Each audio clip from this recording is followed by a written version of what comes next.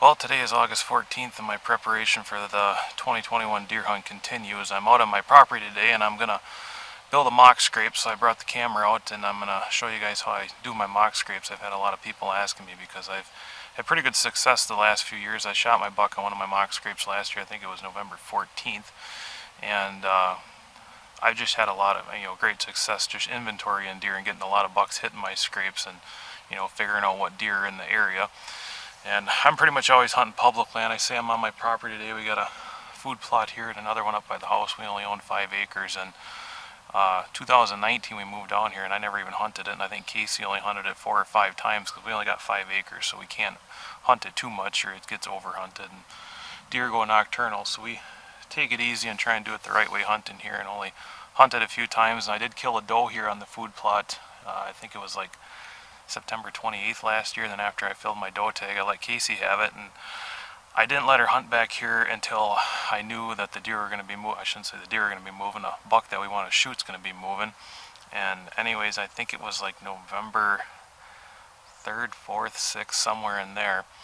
I was out, hunting on one of my public ground spots in the morning. It was a heck of a cold front and it was super windy, and I knew that this big 11-pointer that we had coming in here, if he's going to move in that cold front and wind. So I hunted till like 11 or noon and came home to watch the kids so Casey could come out here and hunt. And it was blowing so hard. We had her piled full of hand warmers in every pocket to keep her warm while she was out here. And she says, the deer aren't going to be moving. They're not going to be moving.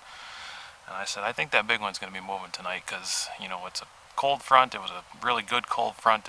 I don't think the wind bothers them, especially in November. So I sent her out here, and the food plot's right here and the tree stand's right here. And anyways, I don't think she was in the tree stand a half hour, and she texts me, and it's just the text that I see him.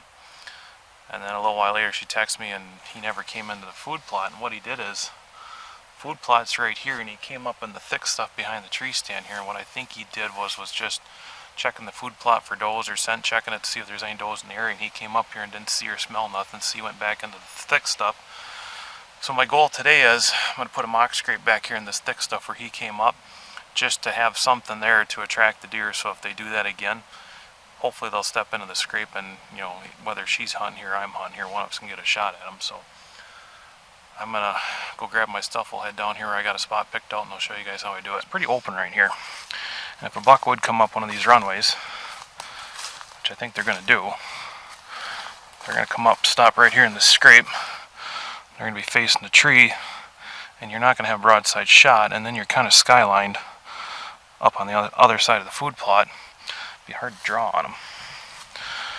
So instead of putting the scrape, right over that intersection like I would do out on the public ground, which is a lot easier, I can just put it where I want because I climb whatever tree I want, whatever wind it is, and it works out great. But in this situation, this is the heaviest used trail here. It goes behind the food plot and out to that CRP, and then there's a crop field on the other side. This here, it's beans. So what I'm going to do with this mock scrape today is, you can see it's thicker back here, and I think I'll have better luck just keeping it right here in this thick stuff, getting a buck coming in to check out the scrape in the daylight. You can see I got my clippers here. I'm going to clip off all these little ones here and open it up a little bit. And another reason I want to put it here is I got to trim this shooting lane out a little bit. But the tree stand, if the camera would focus, is right there. So I'm hoping to get this scrape established right here. And when them bucks come up that edge, instead of going right straight up the edge like they're doing now, and there's an old, farm fence there, and there's a hole in the fence, and that's why this runway is going over there. They're crossing through where that hole in the fence is, and that's where they're coming up this edge of the fence, and they're going through that hole. I'm hoping I can just get them to come up this edge of this thick stuff, walk right up here, and you'll have a broadside shot, and you'll have cover up there where they don't see you draw your bow back. But I'm going to go grab my stuff. I'll start building this scrape, and we'll go over that when I get done with it.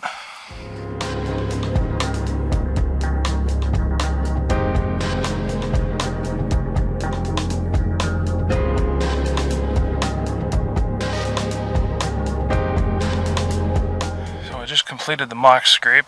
I tore up the ground pretty big there just to make it very noticeable to any deer, because I'm trying to get whatever deer come up this edge over here to come over and check it out, but I got it right here on the main runway. What I did with this one, what I typically do is, if you got a nice sturdy tree like that one and this one, you can run a line between the two and then hang the vine down over the runways where you need it. But in this case, I needed to run a line from that tree to this tree, and this tree is too small to do that because look what it does, it bends. So if I would have run a line across, eventually my vine would have just kept sagging down to the ground, and it would have been too low. And I got the end of this vine at about waist height, just above waist height. This one I might have cut a little too short, but it'll work fine. I mean, a fawn can still reach up there and touch it with his nose. So what I did with this one is, I tied off a rope to that tree there. I bent it over, tied the rope off, pulled it over and tied it off there, and then tied the vine right to that tree and made this like hoop scrape, is what I call them, is a hoop mock scrape. And back to my main concern of why I wanted this scrape here is it's in the thick stuff, and bending this tree over the scrape just creates more cover that hopefully a buck will feel comfortable coming up here and checking out this scrape. And it should work pretty good. We'll see how many deer use it. I'm going to go jump up there in the stand here in a minute and I'll show a view of the scrape from up there, but first I got to trim some tree branches out here and then I'm going to go up there. One last thing before I go up in the tree stand, I'm trying something new this year. This will focus on it. That's Buck Fever Synthetic Forehead Gland. I haven't used any kind of scent in the past. You know, you just hang this scrape right in the middle of the runways where it's pretty much going to hit any deer in the face that walks by and you're good to go. But I've heard guys having good luck with this stuff, so I tried it this year and I learned very quickly. I put it out in some new piece of public ground that I've never hunted before, and I thought that'd be a good test for this. We'll put this out, see if it does any better than just a, you know, plain stick waiting over a runway for deer to leave natural scent. And like I said, I found it real quick that the bears love it, so if you're hunting in bear country, don't put it out, because they're just gonna tug and pull on that. They shredded the end of my vines all to pieces, and you know, I had to go fix a couple of them because they had pulled them down. They were sagging so bad they were almost touching the ground. So don't use it in bear country. Since we've lived here, I've had one bear picture, I think, and it was just a faint bear picture of him walking by out here in the food plot. So we'll give it a shot here and see how it goes. Hopefully the bears don't show up, but let's go jump in the tree stand. So I just got done trimming branches up here in the tree stand with the pole saw. I had a couple limbs I had to cut, and while I was on the ground I trimmed a few trees down there, and I got a nice little window to shoot down to that scrape. This is the food plot on the northwest side of the stand, and in case you had that big buck come out, you can see it's kind of open back there. There's some more CRP to the south, but anyways, that big buck, there's a swamp back here.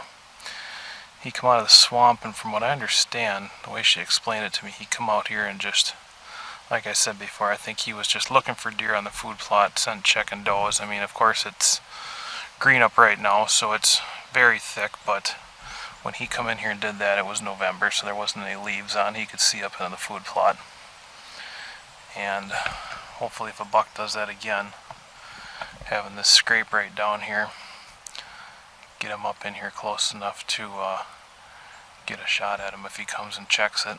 That's about all I have for information on my mock scrapes and how I do it. I guess the biggest takeaway from this video is have a plan. You know, just don't throw it out in the middle of nowhere and think that these deer are going to show up to your mock scrape and start using it. In this situation, we learned from what that big buck did last year when he came in here in November, and he didn't come in close enough for a shot. So hopefully with this scrape down here, he'll come in close enough for a shot, or you know, start using it earlier. Even if they don't come up to the food plot here, there's something back here in the thick stuff that should attract bucks that we can shoot them now.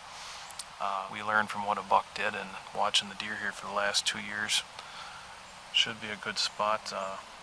already got a camera on it.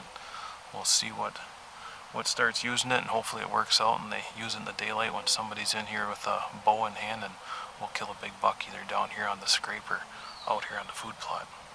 So good luck this season, guys.